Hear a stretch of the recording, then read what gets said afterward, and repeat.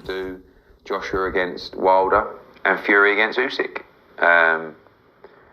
I think from conversations that the Usyk conversations, the Wilder conversations gone very well. For us, we're in. We need to finalise terms, but, we just said to Prince Khalid, that's the fight we want. Top of the morning, fight fans. This is Kurt DeVille with Counterpunch Boxing News, and that is Eddie Hearn, as this is him fresh off the plane from Saudi Arabia after having negotiation talks with Prince Khalid, the man that makes it happen in Saudi Arabia, the man that has money on top of money, on top of money, on top of money. And as you heard, the Deontay Wilder conversations are going well. The Usyk conversations are going well. And of course, he is speaking for Anthony Joshua. So what is left? The Tyson Fury conversations. That's right. So Prince Khalid wants a tournament. Prince Khalid wants a tournament that includes all four people, champions, current and former champions, to battle it out to see who's going to be on top. And let me counterpunch. This sounds good from Eddie. It shows that Eddie has that relationship with Prince Khalid, because he's the one that had and made a lot of things happen before anyone else. That's why I think that Bob Arum and Frank Warren were a bit taken aback, because Eddie Hearn really did everything on his own and actually made it happen. And this is my theory on the 2021 negotiations between the super fight Anthony Joshua taking on Tyson Fury, was that if they allowed that fight to happen from Eddie Hearn, Frank Warren, and Bob Arum, those two, tag team adversaries, would have to admit Eddie Hearn made it happen by himself, because these guys didn't lift a finger to help anyone. But to be honest, they didn't have the connections like that. Frank Warren didn't have a connection with the Middle East or Saudi Arabia.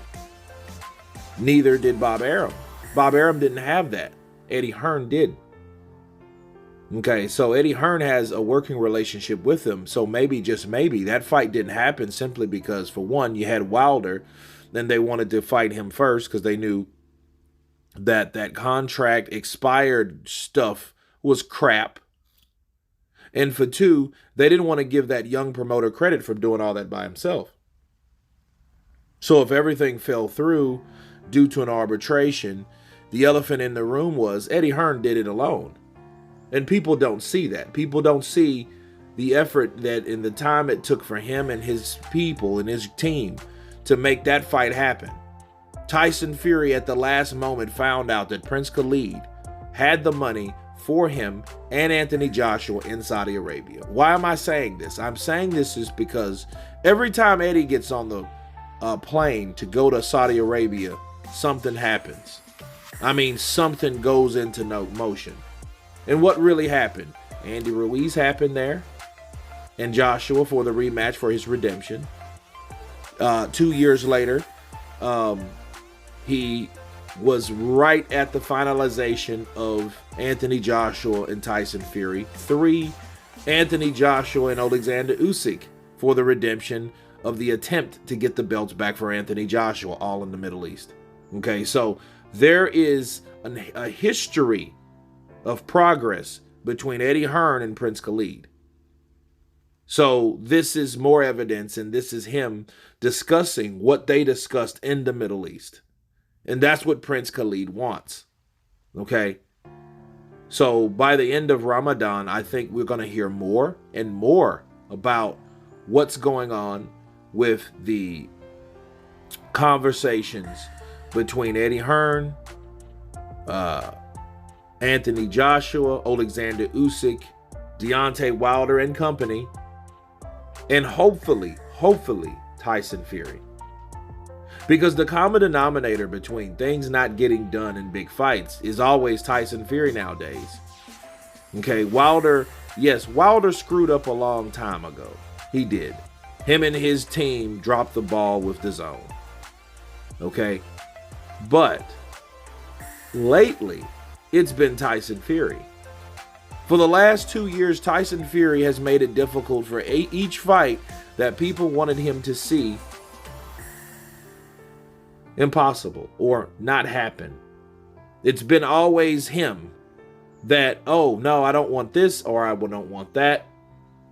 And what Tyson Fury needs to understand, if he wants to make any more like huge money, he's going to want to take the risk.